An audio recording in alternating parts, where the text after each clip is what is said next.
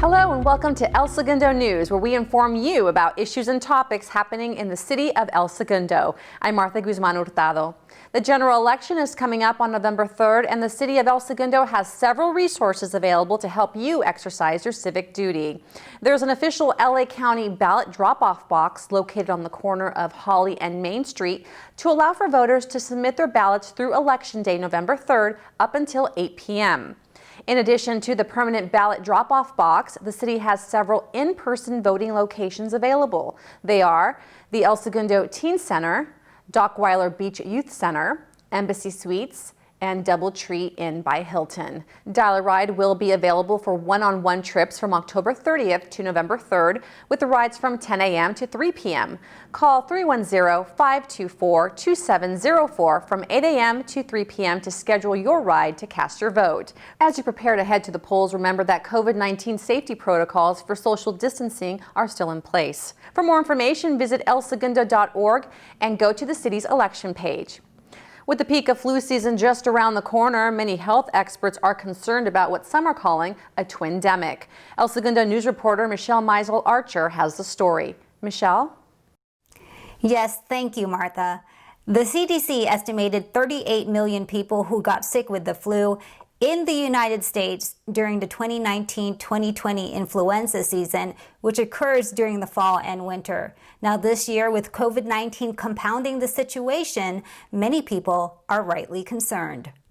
Twindemic, a term used to describe an overlap of COVID-19 and influenza epidemics, and health experts say it not only poses a threat to humans, but to the healthcare system.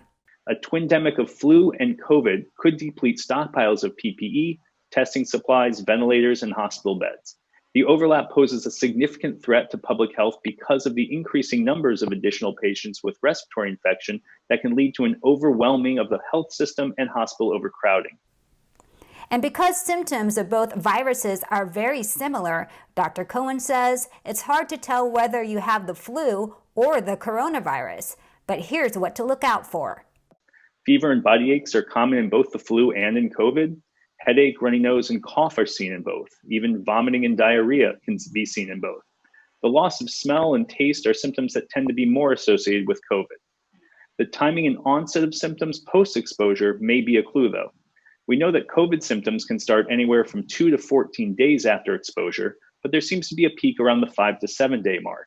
With influenza, symptoms tend to come on sooner after infection, usually 1 to 4 days after. So if you're in contact with somebody who is ill one day and you become symptomatic the next, it is more likely to be influenza. Of course, the best defense is a more proactive approach. Dr. Cohen says wear a face covering, wash your hands, social distance, and get a flu shot. The shot can prevent you from getting the flu, or at least help reduce the severity of your symptoms. And your getting vaccinated helps prevent the spread to others who can't get a flu shot, including infants and other medically vulnerable people. Now, Dr. Cohen did say that these preventative measures do work. In Australia, for example, where the flu season runs from June to August, reported flu cases dropped by 99% from last year's numbers. Back to you, Martha. Thank you, Michelle. For last year's influenza season, the CDC also estimated 400,000 flu hospitalizations and 22,000 people who died from the flu in the United States. An El Segundo biotech firm has the approval to conduct phase 1 of a clinical trial for a coronavirus vaccine. Immunity Bio, headed by Dr. Patrick Soon-Shiong, received Food and Drug Administration approval to proceed with preliminary testing of the company's COVID-19 vaccine candidate. Phase 1 will have 35 adult volunteers who will be administered 2 shots 3 weeks apart. Dosages will vary for each candidate, and the vaccine safety and possible side effects will also be monitored. If the FDA approves Phase 2 and 3, Immunity Bio will increase the number of participants. City Council issued a proclamation recognizing October 23rd through the 31st as Red Ribbon Week during the recent council meeting. The theme for 2020 is Be Happy, Be Brave, Be Drug-Free. According to the National Family Partnership, Red Ribbon Week is the longest-running drug abuse prevention campaign in the nation. The mission of the campaign is to lead and support our nation's families and communities in nurturing the full potential of healthy, drug-free youth. For more information, visit redribbon.org. Congratulations are in order for Lieutenant Ray Garcia, who retired after 27 years with the El Segundo Police Department. During his career, Lieutenant Garcia worked several assignments, including investigations, traffic, special operations, canine, SWAT, and administration. He is the 2000 recipient of the Distinguished Service Award for saving a suicidal female. He also received the 2008 South Bay Medal of Valor Award for heroism after being severely wounded in a gun battle, and the California State Medal of Valor awarded for the same event. A special end of watch broadcast went out for Lieutenant Garcia on October 15th, the day of his retirement. Ray, your El Segundo PD family will miss you and will always be grateful for your leadership, dedication, and humor. Well done and Semper Fi. The City of El Segundo thanks you for your years of service. Officer Marco Lemus is back from his first ever round-trip bike ride from Torrance, California to the Santa Barbara Pier to raise money to help support breast cancer patients. Riding on a custom-fitted pink bicycle seat donated from Infinity Bike Seat, Officer Lemus embarked on his 230-mile Tour de Cure on October 9th and returned on October 12th. Tour de Cure started because of COVID-19. Our Pink Patch president, Amy McDaniel, who works for us, she handles all the events. Unfortunately, she couldn't do any of those events this year, so fundraising was pretty minimal. So when I got a new bike, I brought the idea up to her. I already had the trailer to ride from here to Santa Barbara, stop along the way, say hi to folks. We've done this before, but we're already talking about next year to make it bigger and better. Officer Lemus says the support and fundraising are critical. A couple years ago, my wife was diagnosed with breast cancer. So we benefited from those from the help, and the support was a big deal. We felt the support, so that's why I will do this every year to help other folks in the same situation. So far, about $11,000 has been raised through Pink Patch sales and donations for Tour de Cure. If you would like to make a donation or make a Pink Patch purchase, visit espdppp.com. The El Segundo firefighters are proudly sporting pink this month to raise breast cancer awareness. Due to COVID-19 safety precautions and reducing contact with the public, the fire department will not be selling pink t-shirts this year. Instead, firefighters are wearing department shirts and face masks in a lovely shade of pink to remind the public to do their part to raise awareness and keep each other safe and healthy. Awareness and education lead to early detection of breast cancer, which is associated with high long-term survival rates. In other fire news, Engine 32 is back after a 10-day strike team deployment to the Creek Fire in the Sierra National Forest. Engines from El Segundo and other South Bay cities responded to perform structure protection. El Segundo's strike team was positioned near the Tamarack Lodge and helped repopulate residents in Cedar Creek north of Huntington Lake. If you have concerns, issues, or complaints about the Hyperion water reclamation plant, there is a 24-hour, 7-day-a-week neighborhood hotline.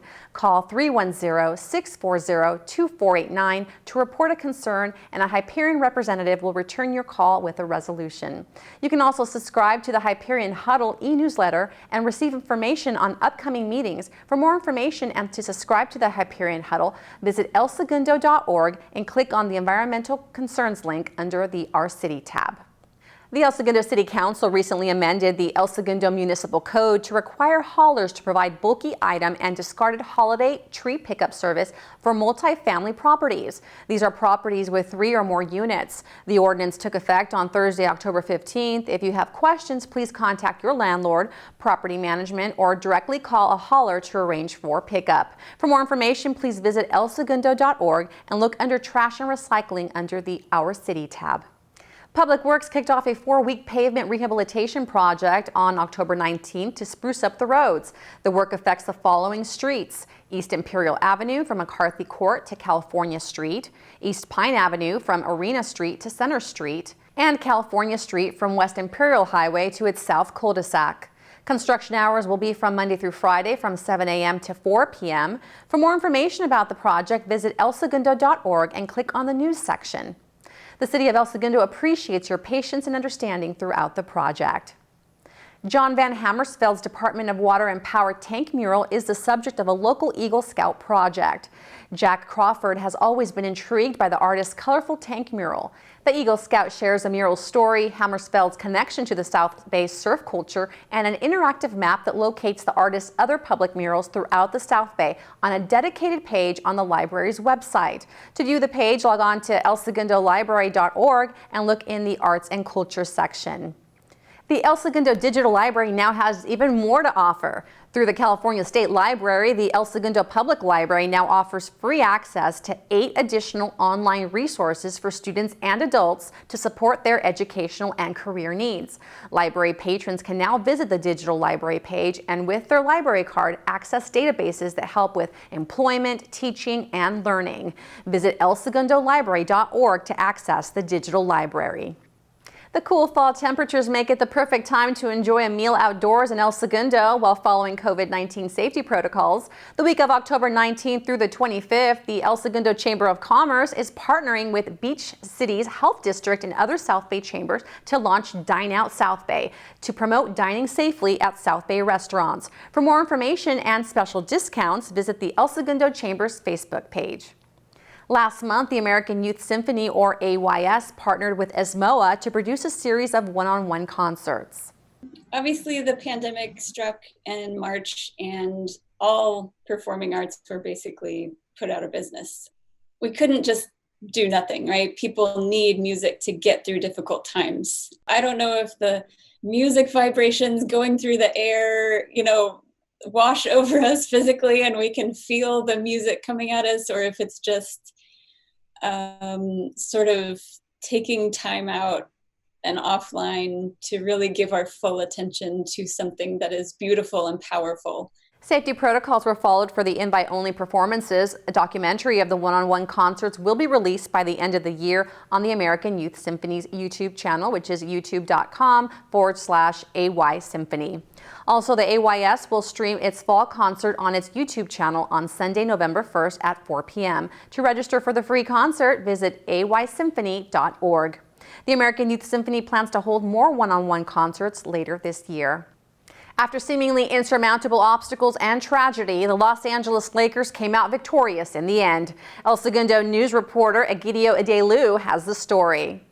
Thanks, Martha. I'm standing outside the UCLA Health Training Center, home to the brand new NBA champions, the Los Angeles Lakers.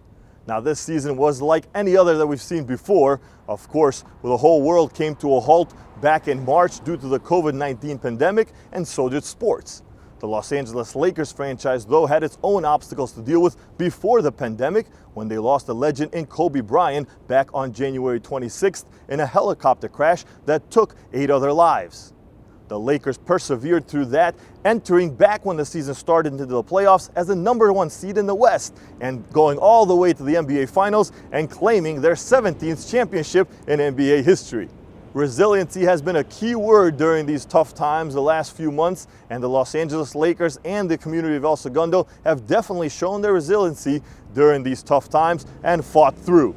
The Los Angeles Lakers franchise persevered during these hard times and also made history along the way as Jeannie Buss became the first ever female owner in NBA history to bring a title to her team and her city. Congratulations to the Los Angeles Lakers. That's going to do it from the UCLA Health Training Center. I'm Egidio Adelu. Back to you, Martha. Thanks, Egidio. This win gave the franchise their 17th championship trophy, now tying the Boston Celtics for the most championships in the NBA. From basketball to Halloween fun, the City of El Segundo's Frolic Through October has begun. In collaboration with several community groups and local businesses, the city proudly presents several different Halloween-themed activities for families to safely enjoy all month long. These include You've Been Booed candy-gram deliveries, dive-in movie, virtual ghoul hunt, social media scavenger hunt, trunk or treat, and costume contest, and many more. Detailed information for each event and activity can be found online at elsegundorec.parks.org. Everyone participating in city activities is required to follow posted health guidelines. That's it for this segment of El Segundo News. You can also watch more city-related videos on the El Segundo Media YouTube channel. Thanks for tuning in, and we'll see you next time. We leave you with a look at the El Segundo Water Tower that is lit orange throughout the month to bring you some Halloween cheer.